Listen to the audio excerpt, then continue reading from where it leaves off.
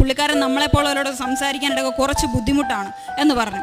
അപ്പം ഞാൻ വിചാരിച്ചു പോട്ടെ, എൻ്റെ അമ്മ എനിക്കെല്ലാം ശരിയാക്കി തരുമെന്നും പറഞ്ഞുകൊണ്ട് ഞാൻ ആ ഒരു വിശ്വാസത്തിൽ ആ പുള്ളിക്കാരൻ്റെ വീട്ടിൽ പോയി. ഈ പറയുന്ന സാറിൻ്റെ വീട്ടിൽ പോയപ്പം പുള്ളിക്ക് എന്നെ ഒരു പരിചയമില്ല, ഒന്നുമില്ല. പക്ഷെ പുള്ളി വാതിൽ തുറന്നപ്പോഴേ എൻ്റെ അടുത്ത് പറഞ്ഞു, എന്താ മോളെ, ഒരു ചിരിച്ചോണ്ടാണ് ചോദിച്ചത്. അപ്പം ഞാൻ പറഞ്ഞു, സാറേ ഇന്ന കാര്യങ്ങളാണ്, എന്നെ കൊണ്ട് ഒരു വഴിയില്ല, എന്നെ എങ്ങനെയും സഹായിക്കണമെന്ന് പറഞ്ഞു.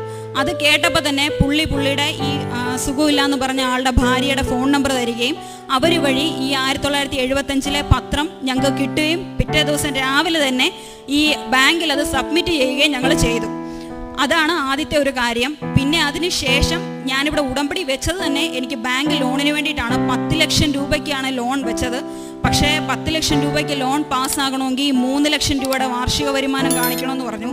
നമ്മളെപ്പോലുള്ളവർക്ക്, ദാരിദ്ര്യരേഖയ്ക്ക് താഴെയുള്ളവർക്ക് 3 ലക്ഷം രൂപയുടെ വാർഷിക വരുമാനം തരത്തില്ല. GST കൂടുതലാണ്, ടാക്സ് അടയ്ക്കണമെന്നൊക്കെ പറഞ്ഞു.